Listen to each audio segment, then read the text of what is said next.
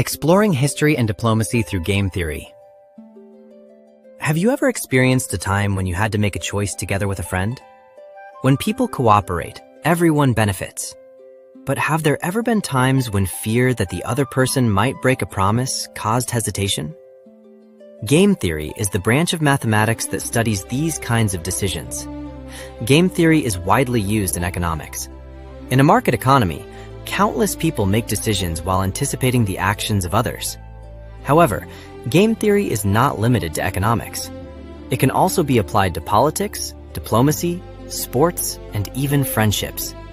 It cannot explain every phenomenon in the world, but it is a powerful tool for understanding how people make choices. The most famous example in game theory is the prisoner's dilemma. Imagine two accomplices being questioned in separate rooms.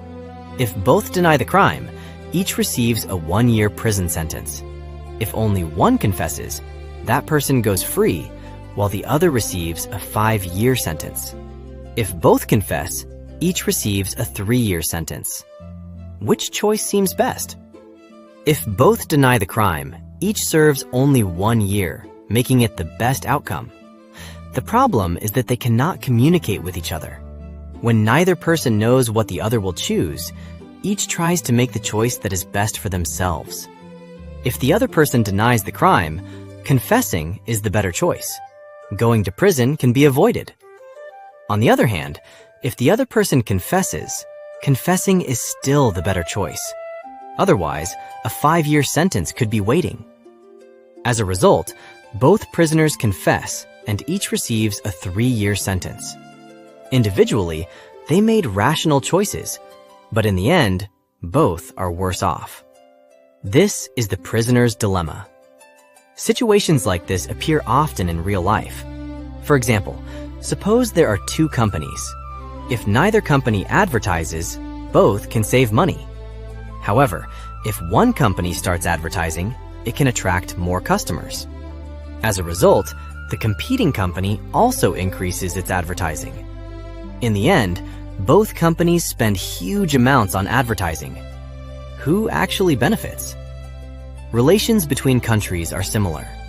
If a neighboring country would never invade, there would be no need to spend enormous amounts on defense. But can anyone fully know another country's intentions? Because of this uncertainty, countries strengthen their military power. When one country increases its weapons, others do the same, leading to an arms race. So, how should a country deal with its rivals? Game theory offers a strategy called tit for tat. It begins with cooperation and then mirrors the other side's actions. If the other side cooperates, cooperation continues. If the other side betrays, the response is the same. Why is this strategy effective? This is because it signals that one will not act aggressively first, but will respond to betrayal. This behavior often appears in international diplomacy as well. For example, when the United States raises tariffs on Chinese products, China may respond by imposing tariffs of a similar scale. This is not simply an emotional retaliation. It is a calculated strategy that says, if one side acts this way, the other side will respond in kind. Game theory also includes another important concept, the Nash equilibrium. A Nash equilibrium is a state in which no one wants to change their strategy first. Looking at today's international situation, many countries balance against one another while avoiding direct conflict. It is like standing on a tightly stretched rope. But can such a balance last forever?